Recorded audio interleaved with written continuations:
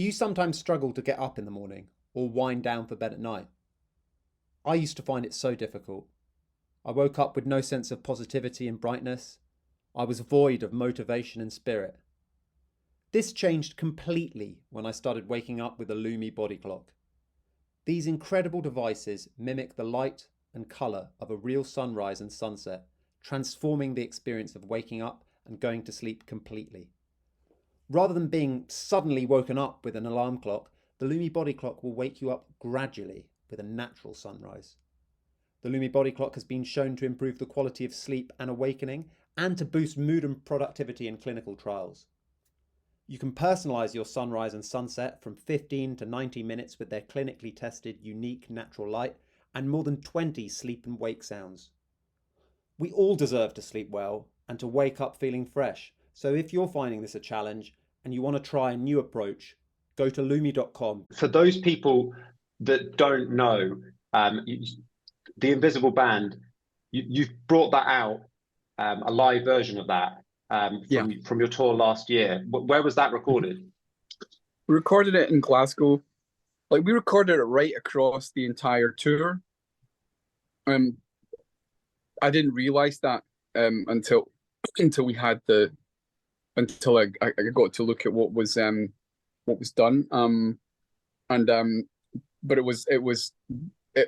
they ended up being. I only thought we were going to record it in Glasgow, but it was actually recorded over the whole thing. But the show that's on the record is purely the Glasgow show. It was the best show just by complete chance. And we were when you say, right, we're gonna record a show. There's always the the thing where you think, God, someone's gonna get sick, especially me with my voice. I'll lose my voice, or it's the last show of the gig, and the tour, and my voice is going. But it ended up being, I sung it. It was the best sung, the best played show of the entire tour. So, and we managed to get it all in the can, and the mix is great, really, and the cut is really good as well. It's mastered really well, and so we're all really happy with it. Yeah, I mean, it definitely does this album justice. But going back to this album, mm-hmm. And how it was made, is this an album that you look back on, as fondly as any record? Yeah, it feels like another time, another life, but at the very same in the very same breath, it feels like could have been yesterday. It is a strange thing that songs and music have that weird effect with time. I was talking to someone the other day. Have you seen that film After Sun? I haven't. Yeah, you should. It's all right then. I was saying to someone, it's the first film I've ever watched, and it left me feeling like I'd heard a song. And then it made me think, well, what's the difference between seeing things and hearing? Well, it's seeing a movie and hearing a song. And I was saying, like, when you listen to a song, it's like you pour it in like water. It goes in to your ear and it goes into every crack and it soaks into your bones without even trying. And you absorb the whole thing. You're left with this amazing feeling. That's kind of the thing that songs do. And maybe with films, you remember a funny scene or a scary scene or a funny line or a moment in it where you didn't expect something to happen, but you don't absorb the whole thing like you do with songs. And I think anyway, After Sun has this effect. I don't know how she's done it, the director, but it's got that has that effect. And to spin it back into this album and any album actually, and how it fucks with time, it really does make time feel like both long and short at once. And it's bizarre. I drive past the studio we recorded the Invisible Band in quite a lot in Los Angeles, where I live, and it's everything around it's changed. Like, there's built big giant tall buildings next to it where there was a parking lot. I remember sitting in the parking lot, me and Dougie, on the first week, like thinking, "Oh my God, this is going to be shit. This is going to be terrible. Nigel's in such a bad mood. He hates us." And we were really not confident. And then as the album progressed, it felt better. But yeah, there's so much attached to songs anyway. Never mind bands who record songs. You know, like there's a whole other layer of feelings attached to stuff. This album is one of those few albums that is genuinely timeless. And like, you know, when you hear the songs for the first time, you know, especially, I mean, I don't know whether you get tired of singing things like Flowers in the Window or Sing or Side. They're just absolutely amazing songs. Did you know when you were recording it? Because it sounded like you were quite, at least at the start, you know, negative about how things were going. But when those songs started to take shape, did you realize that you had, you know, some of the most successful songs of your career? I knew Sing was a good one. Like we had a big fight with a record company, or not a big fight, but we had a heated debate with Andy McDonald, who is the best A&R guy any band could want to have. We had really heated arguments about what would be the first single. He wanted it to be Side, and I was adamant that Sing was almost like the perfect song for our band, because it was all about the song and the power of song and the power of singing as a thing that everybody does. And we debated it long and hard, and he always let me win, even though he was a big strong A&R guy. It's like it was kind of like your dad letting you win at arm wrestling every time. Because he as great A&R guys are, and always great record executives are, if they sign a band, they just let the band do their thing, and he did. And he came back a few years after that, and he was like, "You were right about Sing." And I don't know if there was a right or wrong. We probably could have released Side first, maybe, but I definitely knew Sing was good. Side, not so sure. I wasn't so sure about. Flowers in the Window, definitely knew that was a really strong song. And I think they're strong songs because they're about stuff. You know, they express something that you feel. And I think your job, or the job of a song, and not so much a songwriter, is to translate emotions that are these invisible, anomalous chemicals in your body, where that's, you know, that make you feel certain things, and you translate that into a thing, you know, like a story, or a poem, or a painting, or something that when someone then looks at it or listens to it, like I go back to the thing I was saying, it pours into them, and it goes into every crack.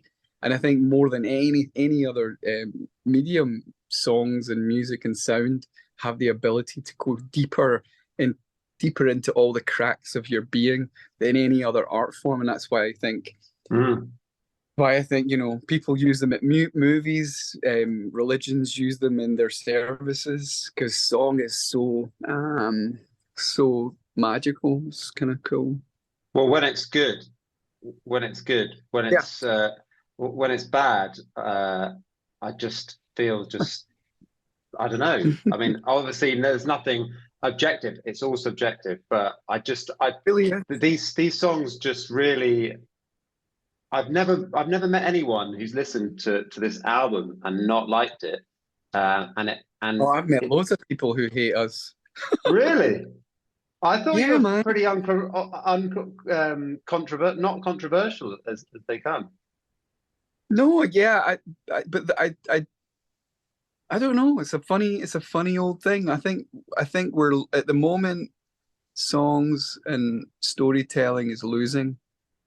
I just feel like that's something, because it's so hard maybe to do, because it's such a simple thing. Simple things are really, really hard to do.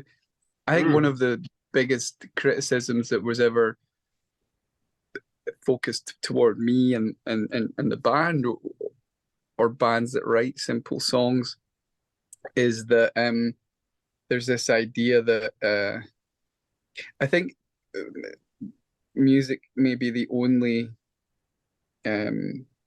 thing that if you try and simplify it, it makes you look naive. It makes you look like childish or something. And the more complex it is, the more people are like, oh, it's the only thing. Like if you go into mathematics or physics, the simpler something is, the more you can refine it and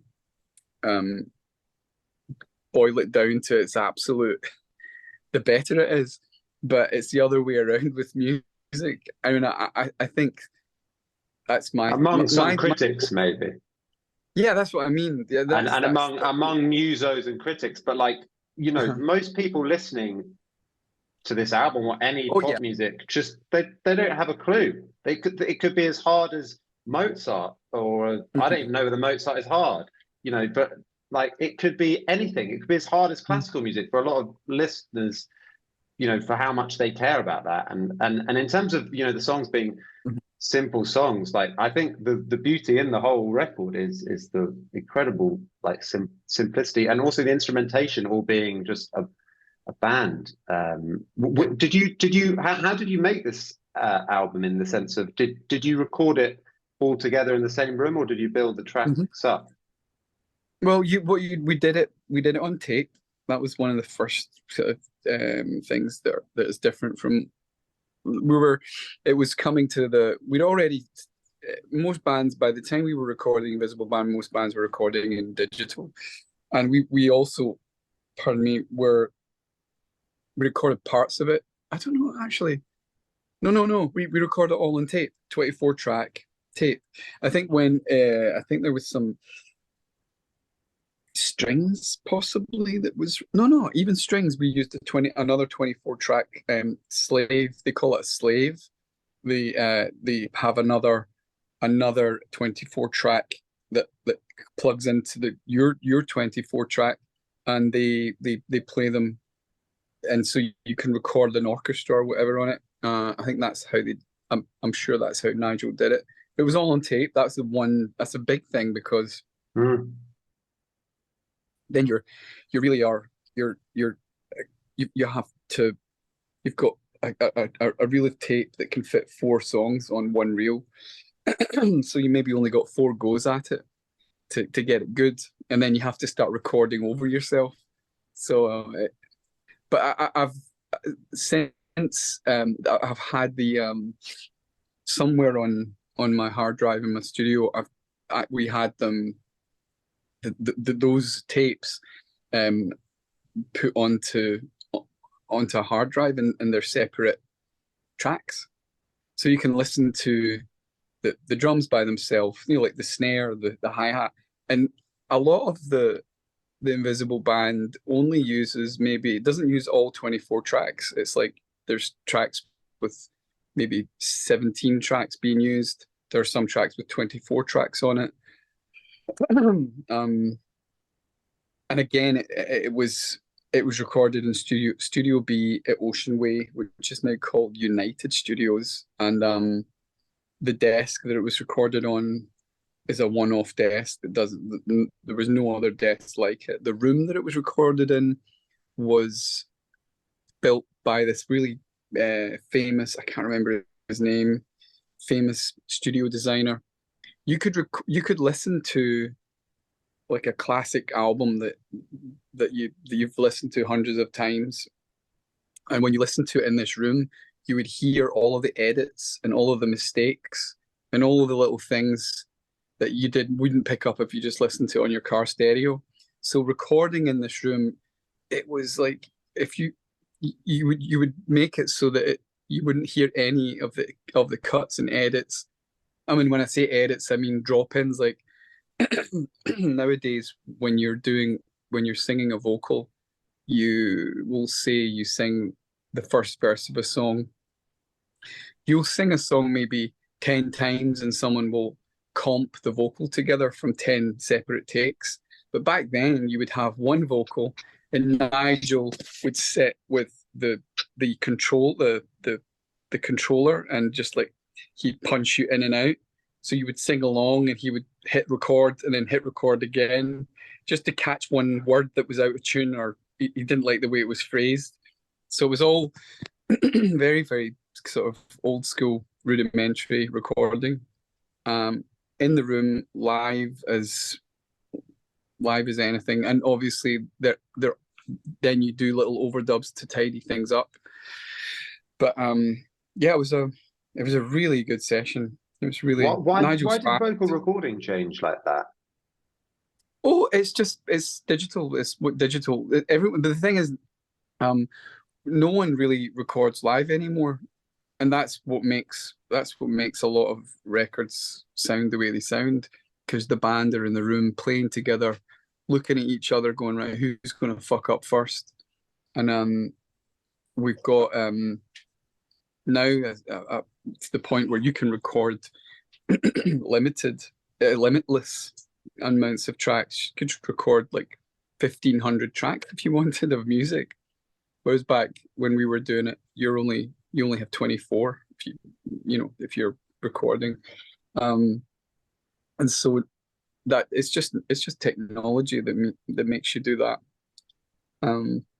Would you ever go back to recording in the way that you made this album? We did. We recorded. We actually, as a project record, we did. There's an album of ours called Ode to J. Smith, and the project was the brief was write an album in 2 weeks, record, then go out and play it live for 2 weeks, then record it in 2 weeks, and then release it. And that was what Ode to J. Smith was. It's the fastest, and obviously, and also record it on a 16 track. Not a 24 track, so we even reduced the palette even further. But just to see if we could do it, having been inspired by working with, we did some Beatles thing for Sergeant Pepper's with the BBC, and the idea was record it on a 4-track the way they did it, and we were like, wow, we can do this, because when we were doing it, the producers of the TV show were saying like, and no names mentioned, lots of bands were asking them like, could you switch the cameras off? Because they couldn't play in the room. They were not able to just pick up a guitar and just play and sound like records. And that's the mad thing about recording on tape. You record 4 takes of something and one of them will sound like records, and the other ones don't really. They just sound a bit flat. And it's amazing when you sit in the room. It's like one is like just alive and got a heartbeat, and you're like, oh, there, that's the one we'll use. It's pretty cool. Yeah, it's really cool, and it's so true, because you can hear that when the Beatles are reissuing all these records now, and and it's like play through 12 of some random song that's literally a kind of a standard all-time classic, and then running through it, even though I love the Beatles, sometimes it's like, whoa, this is actually pretty ropey. and then it goes on to be like one of the best songs of all time.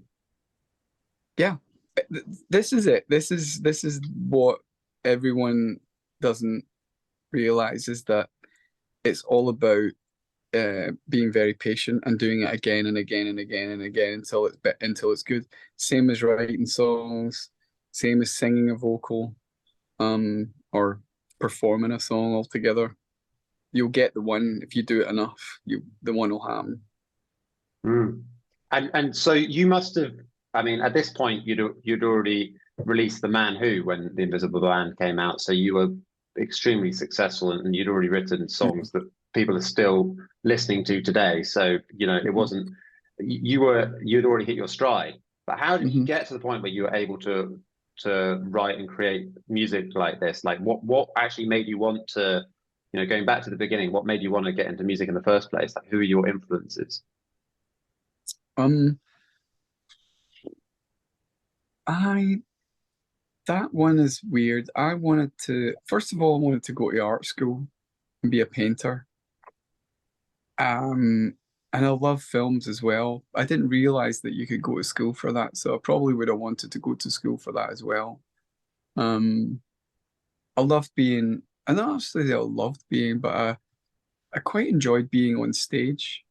You get a kind of buzz out of it that if you go up there, some people are just like, nope, and some people are like, oh, this is cool. I quite like the feeling it gives you. So, I was showing my son some pictures of the first gig that I did when I was like 15 or 16.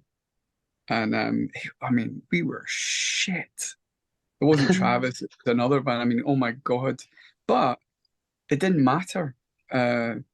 I think nowadays, like you've got all these, you see these kids on YouTube that are like the most virtuoso guitarists, and like you're like, how the fuck did you get so good so young? But I was like most bands, you're 15 and you're just up on there for the first time and you're just plugging away, and it's so much fun. So you sort of get a little bit addicted to that. And then you just stumble along, and eventually with me, I went to art school. And I joined Travis the day I matriculated into art school, and then the two things kind of went along side by side. And over the years, you just kind of write. I try and write songs, and they were always bad. And then you write one that's just completely different. Like it's as though someone just slipped it under the door. You sort of pretend you wrote it. Um, and that's kind of the one that you keep.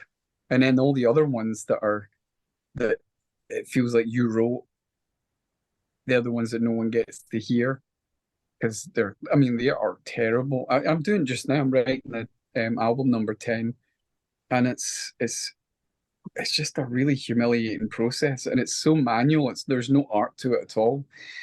I think the art the art of songwriting comes when maybe you're in the studio and you're thinking about how to embellish it, how to enhance the you know the song without weighing it down or killing it. You know, you're maybe just elevating it a little bit. But songwriting itself is it's just like digging a big fat hole and trying to find the little gold piece somewhere in this mound of dirt. And it's very boring. And if you're not patient, which I've got medium patience for that. I know people who can just dig and dig and dig and dig and dig, and they dig every single day. And I don't know. What was the first song that you wrote that you were proud of, or that you're kind of looking back? What do you reckon was the first really good song? Um, Probably a song called 20. I wrote it when I turned 20, and I played it to my friend. It's on the B side of All I Want to Do Is Rock, and it's just an acoustic song, 5 verses about my teenagehood and turning 20. And so it was about something. Had a very nice melody, had very poignant lyrics, and it told a story. And those things, if all of those things are in a song, I think that's what makes a good song. There's a point to it, you know. It's not just like let's try and it's not like a box ticking exercise. It just comes out of you and you go, oh my God, this is expressing something that you couldn't express in any other way other than that song. And it sort of elevates you when you hear it. So that was when I was 20, and that was like I had written a couple of little things before that were like, oh, but I really believe everyone can write a song. You just have to be patient. and it's humiliating because you have to write a lot of shit, and it feels horrible. Right now, I feel really horrible because I'm trying to write, and it's not good. It's such a load of shit, but you have to go through it. Do you ever present work that you're not happy with, or No. songs that, so would you say that you're a perfectionist, or you just want to get it right? No, I'm just incredibly I'm incredibly vain, probably. Just yeah, because why would you ever in a million years show someone something that you there's two there, right? So you can probably, like, you're never completely 100%. You sort of vacillate between going, is this as good as, because like something that's really, really good, I think, feels like there's no fingerprints on it. It doesn't feel like, it just feels like it's like a thing that's always existed. And so you have to sort of go, and that's to me brilliant when it's like that. You're like, that's a really good one. But then you go, is this really good? Or is it just absolutely shit? And if you're feeling like that, then I might play it. But most of the time it's just garbage. That's really interesting, and a lot of people do say that. One thing that I want to ask, as you're, such an accomplished writer, what seems to be a question that everybody's talking about right now.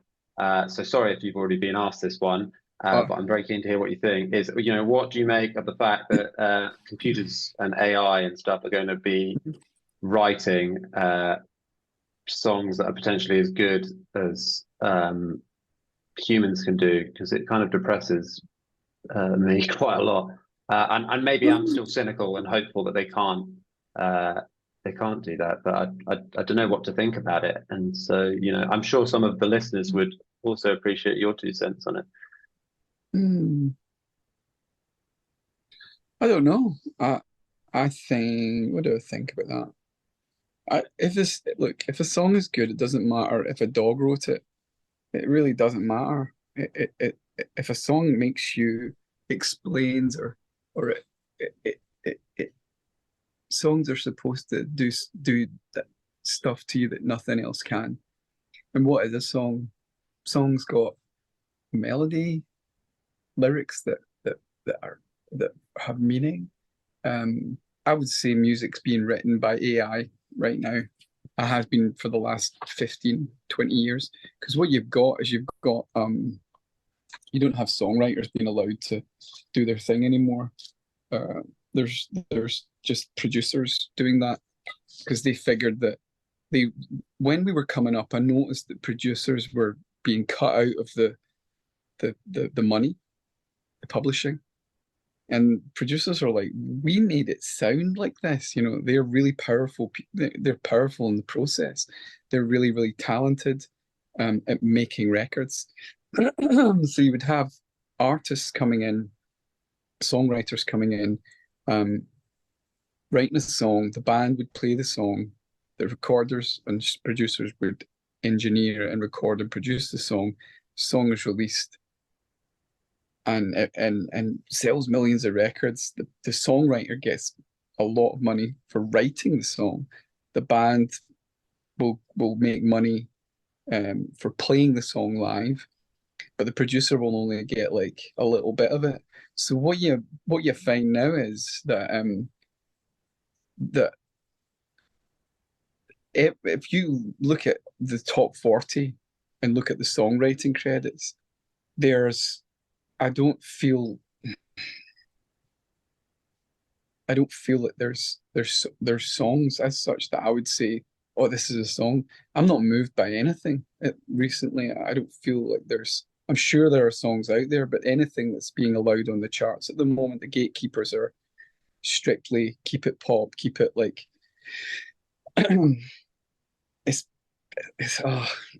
I can't, like, it's like without sound like a cock. Without no, but I know you mean it's a lot of different songwriters are on every record, like 10. It's not like singer-songwriters. I wouldn't call them, but they're not songwriters. That's the thing. They're not. They're they're not writing songs. They're not songwriters. They think they're songwriters, and they're being called songwriters. Songwriters are, maybe you want to keep, they can keep that name, but I think there's something deeper that a really great song does, and that is all the experiences you have. Like, they're like, I've talked about it before, like they're like tea leaves. Like, every single little thing that happens to you in your life from when you can remember is a tea leaf, and you're the tea bag, you're the bag, and all the little tea leaves go in there, and then you're writing or painting or doing whatever you do if it's artistic, and the water pours in, and out comes the cup of tea, and it's a blend of all of those individual experiences that kind of manifest in that cup of tea. And then everyone drinks it and goes, oh, and they feel all the feelings that you felt, and it all comes rushing through in that. But when you're sitting in a room with 12 other songwriters, or not even like that, if you're passing it around, it's like a it's just, it doesn't have that same intensity. So therefore, I feel like if you have 12 songwriters writing one song, it's a bit like AI. See, we're already there. I would rather AI did it, to be honest. If it was good. Then I'd say AI is probably better. We'll do it better than 12 guys sitting in a room ticking boxes going, right, what do teenage girls like right now? Oh, they like a song that says this, or there's that song. I like that beat by so and so. Let's incorporate that into the song because that's popular right now. If you look back to when we came through, like, we were this weird band because we like, nobody, there was nothing that we were destined for pure failure because we were like nothing. We didn't look at anything in the charts. We didn't sound like anything in the charts, and we just happened to. Everyone sort of saw us at the same time for long enough, and everything pivoted on us. And so suddenly, then everything started to sound like Travis for a while. Just the way everything started to sound like the Strokes for a while, and the Beatles for a while, or but we didn't model ourselves on anything that was going on at the time. But because I feel it's cynical. I don't know. But I think you're right. With AI. And it's a bit like going back to what you said about the songs. When you write a great song, it's almost like someone left it for you under the door, or was that how you phrased it, I think? So I guess if you're enjoying a song in your headphones, who cares who wrote it in a way? And it's already pretty soulless the way that records are being made in the pop charts as it is, as you said. Yeah, I would challenge any AI to a songwriting competition. It will beat me hands down. It will beat me 99 times out of 100. AI would beat me. But I would, with that one win, I would beat its 99 songs. Yeah. 100,000 times better than at 99 songs that it bet me to get that one song. Does that make sense? Yeah, because there's something that human touch. Yeah, I don't even think it's human. I think there's something else. There's something that's the thing that we're all kind of like, why are we here? What is it? The mystery of all that stuff. The secret ingredient, like it's the soul. It's the mystery. It's the quarks and the muons and the Higgs bosons and all that stuff. It's like, what the hell's going on? And I think songs are the closest thing, are really good songs, the closest thing that we've got to that, and that we can touch or hear, because it can transport us. So does that make sense? It makes absolute sense. Where can people get this record store day release? Is it on streaming platforms and on Travis's website and everything? Yeah, I guess it's on all the streaming platforms now. They had released it at the record store day, like everywhere. Like our guitar tech was in Reykjavik, and he found it in a record shop there. So if it's in Reykjavik, then you can be guaranteed that it'll be in your local vinyl store somewhere. And if not, I think you can order it from our website or listen to it on one of those streaming places. But I suppose the point of it, I've just been a bit of an idiot. The point of it is to buy the actual physical record. So off your website or in a record shop, rather than streaming it. If you can afford it, yeah. But just try and hear it whatever way possible. The thing you said, sorry, before you go, about AI was a really, really good question, and I think you should ask it to everybody that you talk to that writes songs. I'm going to, I think, even if it might annoy some people, because I really would appreciate people's answers on it, especially good songwriters. I went into GPT the other week, and I was like, write me a Travis song, right? And it's so rudimentary. It's like the sun is out, the clouds come in, the rain starts to fall. It's crap really now. It's crap now, but it's just, what will it be like in 5 years? 5 years, and it's probably going to be amazing. And if it's amazing, if it's amazing, that's fucking great, because it's going to put all these cunts out of a job, right? And I'm not, like I say, I'm not going to be out of a job, because I'm still doing because I'm not looking for that. I'm not I'm not a machine. I don't write like a machine. I sit and I'll sit for a week on my sofa, and I'm like, I can't write. I'll feel terrible, and then I'll go and something will happen. But like I said to you before, it will beat me 99 times. But with that one song, I'll beat it 100,000 times, because you can't get that. Even I can't get that song 99 times, And that's what all songwriters are looking for. So anything that puts those folk, I won't say the C word, out of a job, is fine by me. Yeah. Well, you've given me a very positive way of looking at it now, because it's definitely something that makes me wonder about art. But then again, all these technological developments, and I still prefer the sound of records that were made the way you made the Invisible Band. So yeah. What are you listening to? Just wait, give me a record I can go and listen to that you like. I'm listening to so much old stuff now. I'm just listening to all of Van Morrison's 60s albums and 70s albums. And a lot of Frank Sinatra and a lot of Elvis. Wow. I'm going and Jerry Lee Lewis, since he died, I've been listening to a lot of his stuff, but some of that's a bit variable. The classics are amazing, and the country records are amazing, but there's just a lot of I don't know. There's a lot of like kind of rehashing of stuff, but he seems like a wild character, like interesting character to find out more about. Proper rock and roll. He's the king of rock and roll. Remember the story of him and Chuck Berry having the fist fight to decide who was the king of rock and roll at the time, which is like, wow. When was that? In the 50s? In the 50s, I believe. Yeah, they had a fight or something. The Van Morrison thing is the song "And It Stoned Me." Yeah, that's an amazing song. Talk about painting a beautiful. You're like of a sunny day, and him and his best friend, and those memories that are like impressionistic memories of a day jumping in the water, and the man comes by in the truck and gives him a lift to the. It's just absolute. It's one of the greatest songs. It's so fucking cool when you're like, I hate you and I love you at the same time for being so talented. Yeah, he's so talented, and a lot of the songs have beautiful, simple chord progressions, and they still sound amazing. Yeah. He wouldn't think twice if something was simple. He wouldn't care.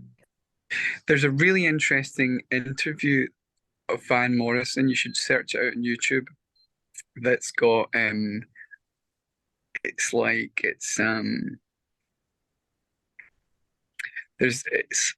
looks like it could have been shot last week. The way the quality of the video, and he's been interviewed by some guy in Los Angeles, but it looks like it's just a weird, freaky thing. It's like it just looks new, but it's not. It's like 50 50 years old.